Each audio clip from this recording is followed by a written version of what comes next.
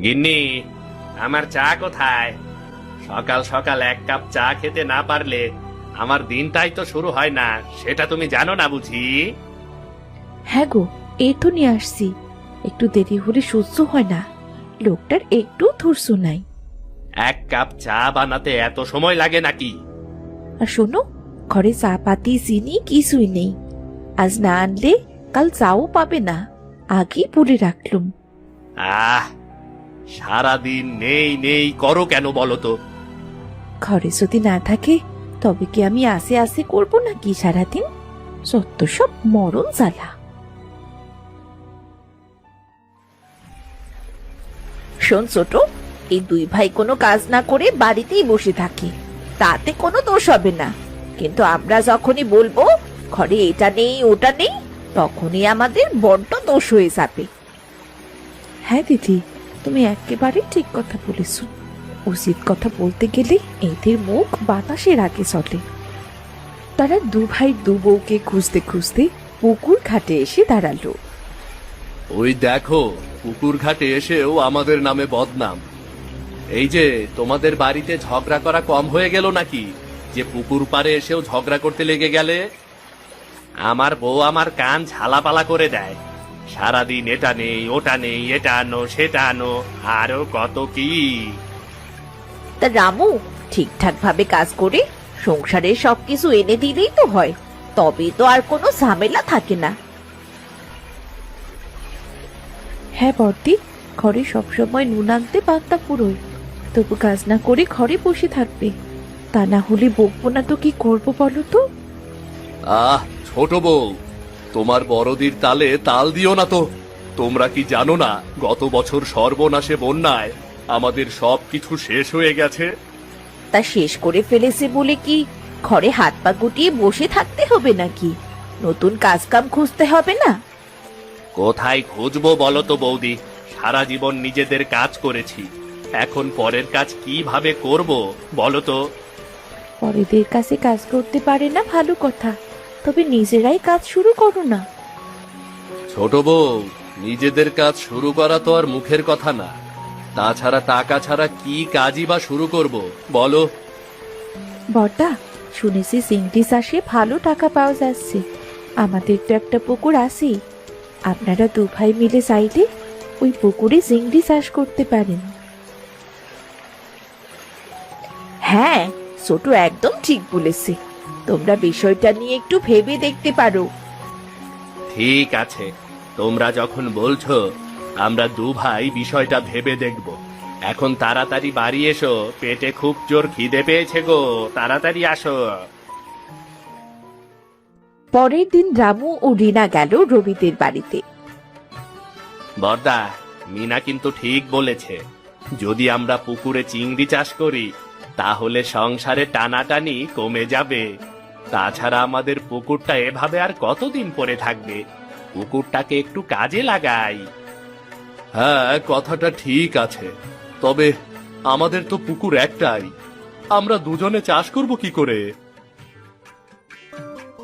কি করে আবার?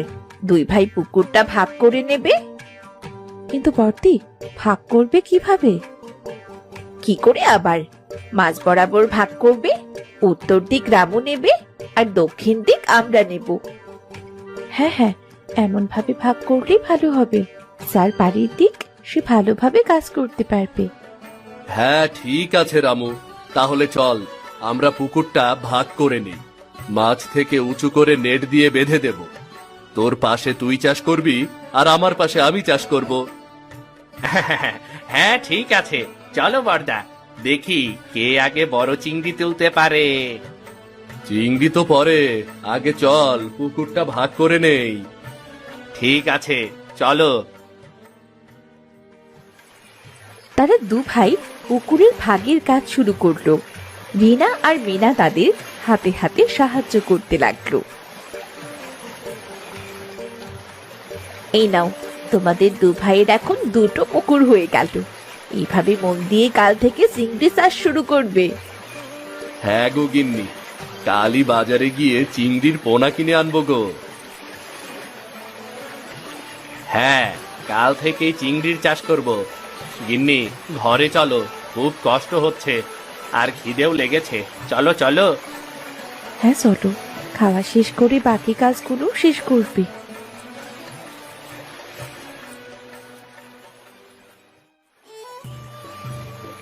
না, এই চিংড়িগুলো যে কবে বড় হবে তা কে জানে।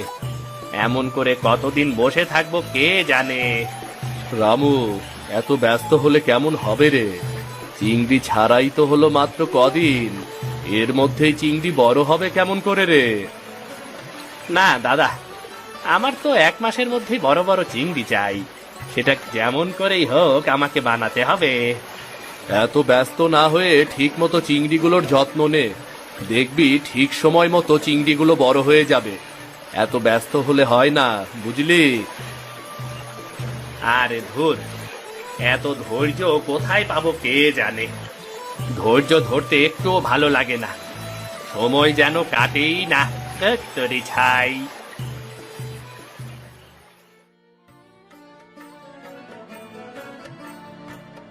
কি গো, অমন করে বসে বসে কি ভাবছো? বউ, এই চিংড়ি মাছগুলো কবে বড় হবে কে জানে। এতদিন কি ধৈর্য ধরা যায় নাকি? ওমা, সে কি কথা! চিংড়ি তো মাত্রই ছাড়লে, এরই মধ্যে বড় হবে কি করে? আরে বড় হবে না মানে 15 দিন হয়ে গেল, আর কতদিন লাগবে বলো? তাহলে শোনো, পাশের গ্রামের কালু বলছিল চিংড়ির খাবার দিলে নাকি তাড়াতাড়ি বড় হয়। তুমি বাজার থেকে চিংড়ির খাবার এনে নিয়মিত ওদের খেতে দেবে, দেখবে চিংড়িগুলো খুব তাড়াতাড়ি বড় হয়ে যাবে। তুমি ঠিকই বলেছ, কালকে আমি চিংড়ির খাবার আনবো। 2 বারের জায়গায় 4 বার খাবার দেব, তাহলে আমার চিংড়িগুলো হবে গ্রামের সবচেয়ে বড় চিংড়ি। হ্যাঁ গো, ঠিকই বলেছো। বড় বড় চিংড়ি হলে দেখবে দামও ভালো পাবে, তখন আমাদের সংসারে আর অভাব থাকবে না। হ্যাঁ গো গিন্নি, তুমি একেবারে সঠিক কথা বলেছ গো।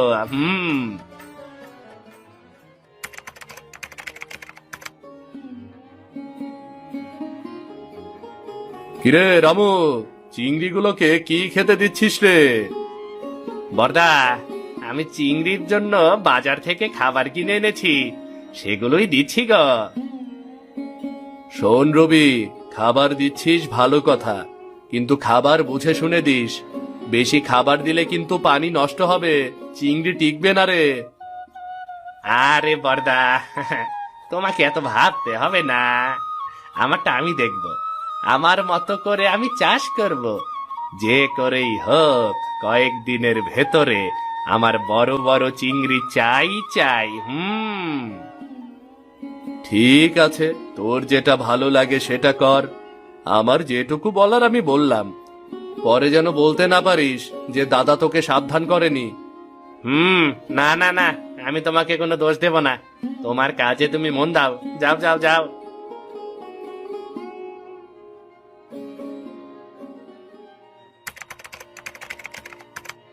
বড় বড় চিংড়ির লোভে রামু চিংড়িগুলোকে বেশি বেশি করে খাবার দিতে লাগলো।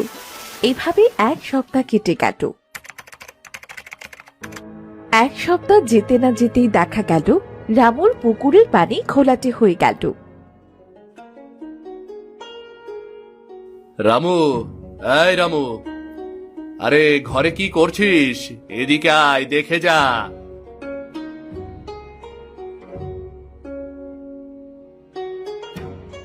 তোর পুকুরের পানির রং দেখেছিস কেমন ঘোলা হয়ে গেছে? আরে বর্দা, কিছুই হয়নি, আমি একটু বেশি খাবার দিয়েছিলাম, তাই পানির রং অমন হয়ে গেছে। তুমি এত ভেবো না তো, কিচ্ছু হবে না। আরে পরিমাণের থেকে বেশি খাবার দিলে তো পুকুরের মাছ মারা যাবে রে। আরে না, কিছুই হবে না। আর বর্দা, তোমাকে না বলেছি না, আমার কাজে নাক গলাতে আসবে না তুমি। তোমার নিজেরটা নিয়ে ভাবো, যাও। সব সময় ঘ্যান ঘ্যান ঘ্যান ঘ্যান, এমন ঘ্যান ঘ্যান করো না তো। আচ্ছা ঠিক আছে, তোর যা ভালো লাগে তুই তাই কর, যা। পরদিন সকালে দেখা গেল রামুর চিংড়িগুলো মরে ভেসে উঠেছে। পুকুরের চিংড়িগুলো সব মৃত। ওগো, এমন পচা মাছের গন্ধ কোথা থেকে আসছে? মাছ পচা গন্ধ মানে? আমার পুকুরের মাছের কিছু হলো না তো? ওমা, তাই তো, ওদিক থেকেই তো আসছে গন্ধটা। চলো তো গিয়ে দেখি।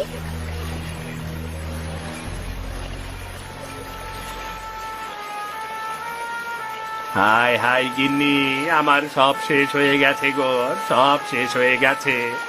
আমার সব চিংড়ি মাছগুলো মারা গেছে গো, মারা গেছে। আমার সব মাছ শেষ, এখন আমি কি করব? এত টাকার মাছ। ওগো, ওগো, কেঁদো না গো, কেঁদো না। কেঁদে আর কি করবে বলো?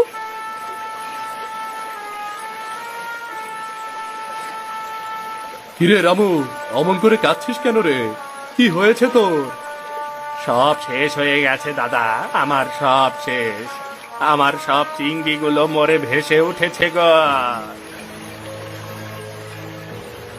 হায় হায়, এ কি সর্বনাশ হলো রে!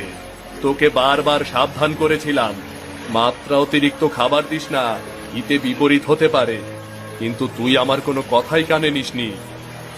হ্যাঁ গো বর্দা, বেশি লোভ করতে গিয়ে আমি সব হারালাম। তোমার কথা না শুনে আজ বড় বিপদে পড়লাম গো বর্দা। অমন করে কেঁদো না, যা হবার তা তো হয়েই গেছে। রামু, আর কাঁদিস না রে ভাই, হাল ছাড়িস না। ভুল থেকে মানুষ শেখে। যা হবার তা হয়ে গেছে। এখন বাকি চিংড়িগুলোকে যত্ন কর। পুকুরে মরা চিংড়িগুলোকে উঠিয়ে পুকুরটা পরিষ্কার কর। আর পুকুরে খাবার দেওয়া কয়েকদিন বন্ধ রাখ, কেমন? ঠিক আছে দাদা, এবার আমি নিয়ম মানব, আর লোভ করব না। এবার আমি ধৈর্য ধরে কাজ করব। লোভের পরিণাম সত্যি অনেক খারাপ, অনেক খারাপ।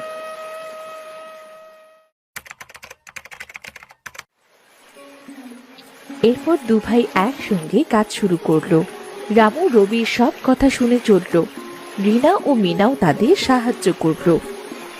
দাদা, আজ আমি বুঝতে পেরেছি, ধৈর্য ধরলে সত্যিই ফল আসে গো দাদা। হ্যাঁ রে রামু, আমাদের পুকুরের চিংড়িগুলো অনেক বড় বড় হয়ে গেছে রে। কাল কিছু চিংড়ি ধরে বাজারে বিক্রি করতে নিয়ে যেতে হবে। হ্যাঁ দাদা, ঠিকই বলেছ। বিক্রি করা মাছের টাকা দিয়ে আরো কিছু নতুন চিংড়ি কিনবো। বাচ্চা চিংড়ি। ওগুলো বিক্রি করতে করতে ছোটগুলোও বড় হতে থাকবে গো। এই তো, অবশেষে তোর মাথার বুদ্ধি খুলেছে। চল চল, মাছগুলোকে খাবার দিয়ে একটু মাঠের দিকে যাই, চল।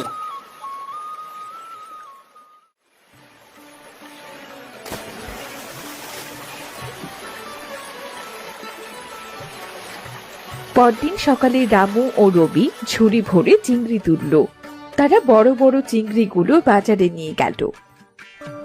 এমন টাটকা ও বড় বড় চিংড়ি দেখে হাটের লোকেরা এসে ভিড় জমালো। রবি, এত বড় বড় চিংড়ি কোথায় পেলি? আমাদের পুকুরের চিংড়ি গো দিনুদা। কি বলিস রে রবি, পুকুরে এত বড় বড় চিংড়ি হয় সেটা তো এই প্রথম দেখলাম। এত বড় বড় চিংড়ি অনেক দিন দেখিনি। ও ভাই, তোমাদের চিংড়িগুলো তো নদীর চিংড়ির মতো বড় বড় গো। তা তোমাদের চিংড়ির দাম কেমন? হাবুদা, আমরা তো আর দাম জানি না, যা ন্যায্য দাম হবে তাই চাই আর কি, যাতে আমাদেরও ক্ষতি না হয় আর তোমাদেরও একটু লাভ হয় আর কি। নিয়ে যান, নিয়ে যান বড় বড় চিংড়ি। নিজেদের পুকুরে চাষ করা বড় বড় চিংড়ি নিয়ে যান, নিয়ে যান। আস্তে আস্তে তাদের দু ভাইয়ের সব চিংড়ি বিক্রি হয়ে গেল। তারা চিংড়ি বিক্রি করে বেশ কিছু টাকা পেল। এই যেন পুরো বছরের কাজের মজুরি। তারা দু ভাই খুব খুশি হতো। রামুরে, আমাদের সব চিংড়ি তো বিক্রি হয়ে গেল রে। হ্যাঁ গো দাদা, তাই তো দেখছি। দাদা, বুঝলে, লোভে কোনো লাভ নেই। নিয়ম, ধৈর্য আর ভালোবাসা ছাড়া কিছুই সম্ভব নয়। ঠিক বলেছিস ভাই। লোভে ক্ষতি ধৈর্যের ফল মিষ্টি হয়, পরিশ্রমের মজুরি হাতে পেলে মনটা উৎফুল্ল হয়। হ্যাঁ গো দাদা, ঠিকই বলেছ। চলো দাদা, আজ টাকা দিয়ে ভালো মন্দ বাজার করে বাড়ি ফিরি। গিন্নি দেখলে খুব খুশি হবে। বলছিস যখন চল, ভালো মন্দ কিছু কিনে বাকি টাকা রেখে দেব চারা মাছ কেনার জন্য, বুঝলি? দু ভাইয়ের পুকুরের সাফল্য দেখে গ্রামের মানুষও শিক্ষা নিতে শুরু করলো। বউ বাচ্চার মুখে আনন্দ, তাদের অভাব কিছুদিনের মধ্যেই দূর হয়ে গেল। দাদা, আজ আমি শিক্ষা পেলাম, লোভে মানুষ পথ হারায়, ধৈর্য মানুষকে সাফল্যের পথে পৌঁছে দেয়। তুমি না থাকলে আমার যে কি হতো দাদা। হ্যাঁ রে, ধৈর্য ধরলে সব পাওয়া যায়। কথায় বলে না, সবুরে মেওয়া ফলে। হ্যাঁ গো দাদা, ঠিকই বলেছ। তোমার মতো একজন দাদা পেয়েছিলাম বলেই আজ ভালোভাবে দুবেলা ভাত খেতে পারছি। দুঃখের পরে একটু সুখের আলো পেয়েছি। এবার আমরা সবাই মিলেমিশে থাকবো গো দাদা।